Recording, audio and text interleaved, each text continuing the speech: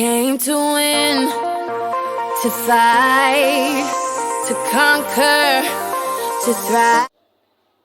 Hello, welcome to class. Last week I taught you art terminologies. What is art terminologies?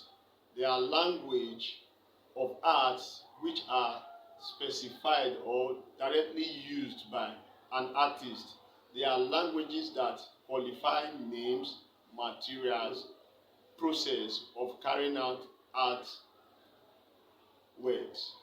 This week we are still going to look at another form of art terminologies. Art terminologies in 2 and 3-dimensional forms. What are art terminologies? Art terminologies are body of words that are peculiar to art. They are words commonly used in art and are simply referred to as art language. For instance, the word donkey is an animal in everyday use, but in art terms or language, a donkey means a seat used for drawing.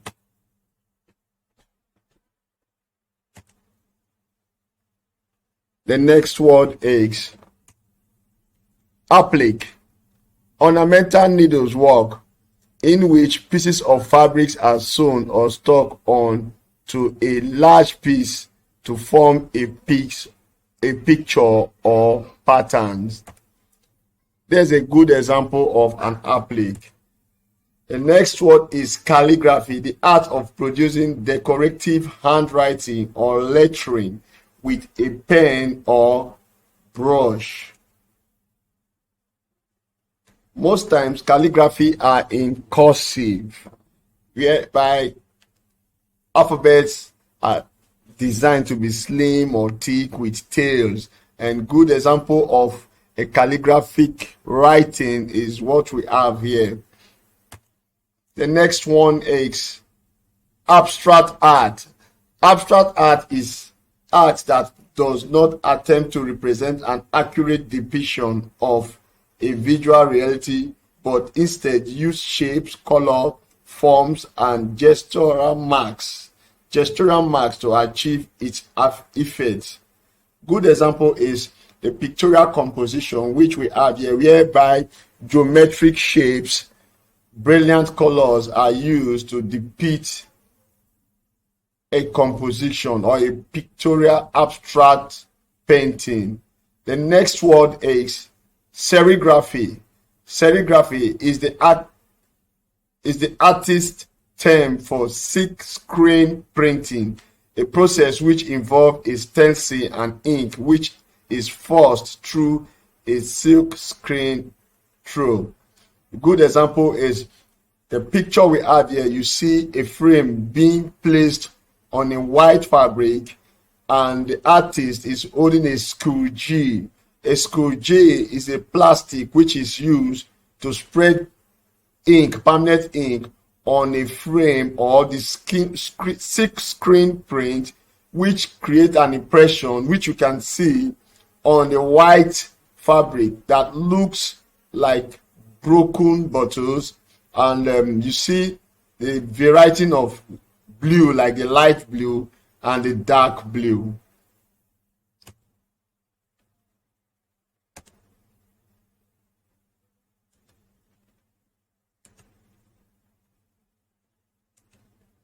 The next word is cartoon, a humorous or satirical drawing published mostly in newspaper and magazine. We have a drawing here and a picture that portray a comedian, and on this picture we can see the difference between a caricature and a cartoon.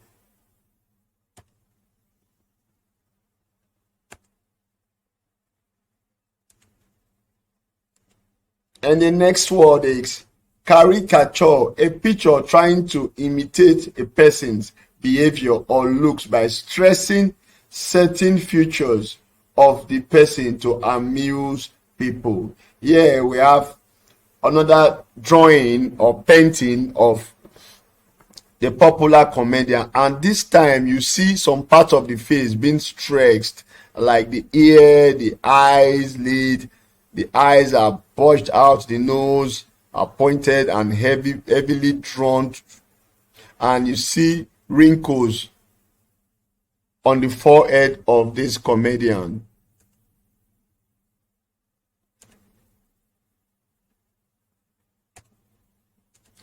Yeah, the next word we have here is embroidering, the art of making beautiful designs on clothes with needles and thread. And you can see a good embroidering here using geometric shapes. This artist actually used geometric shape as designs, but yeah, we can see that she is using a needle and a thread to carry out this design, which bring us to this fine, well embroidering design that you can see right now. Why the next word is easel. Easel is stand for holding a canvas or board when painting. Easel is a tripod stand which the artist placed his canvas or board and paint or draw while the board is resting on the stand called easel.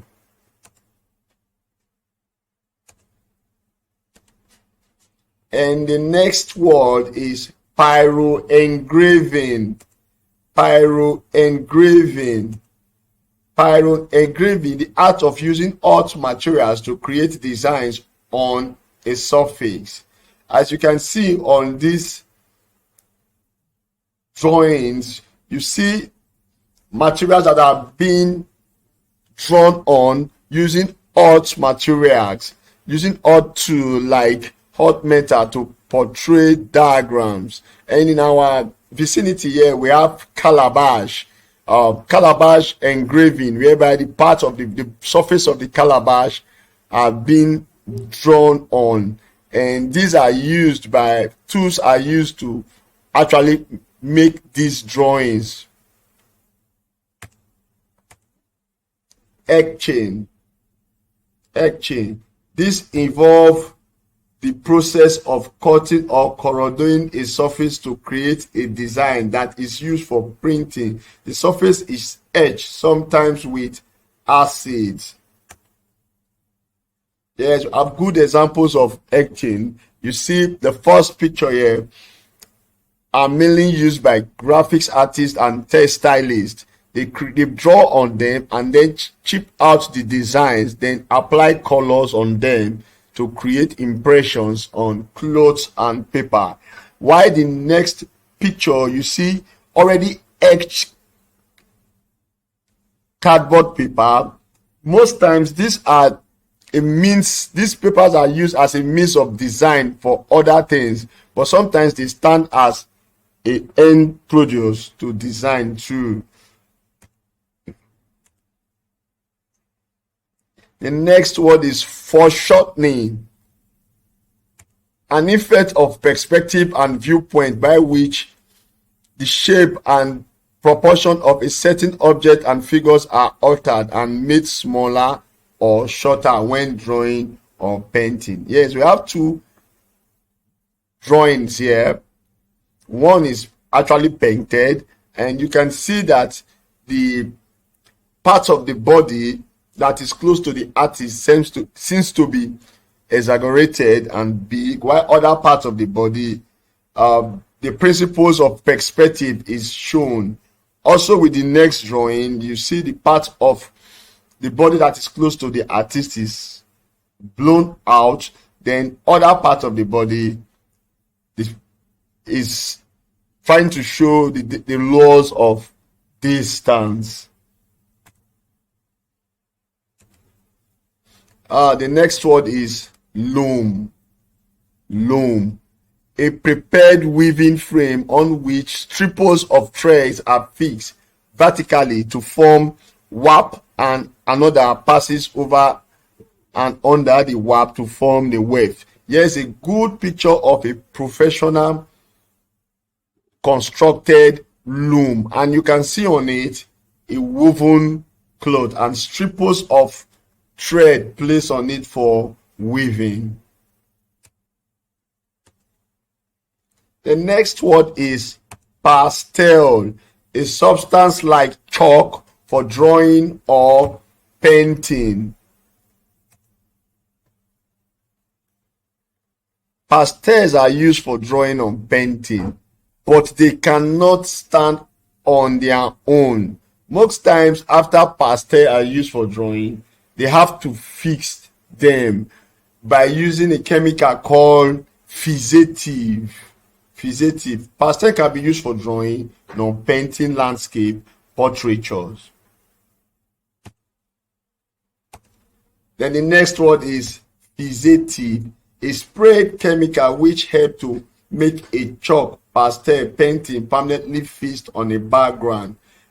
On our diagrams, you can see a portrait done with charcoal pencil and the application of fixative to make it permanent. While the second picture, you see a pastel composed drawing, which at the end of the right part of this painting has been sprayed on. Fixative has been sprayed on, so you can see the difference between the part that has been sprayed, which is a little bit darker than the other part which has not been sprayed. So the reason why they spray fixative is to make the drawing or painting to fix or permanently fixed on the surface.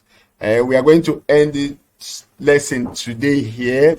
Do make sure you attend our quizzes, play the game that is attached to this module. See you in class.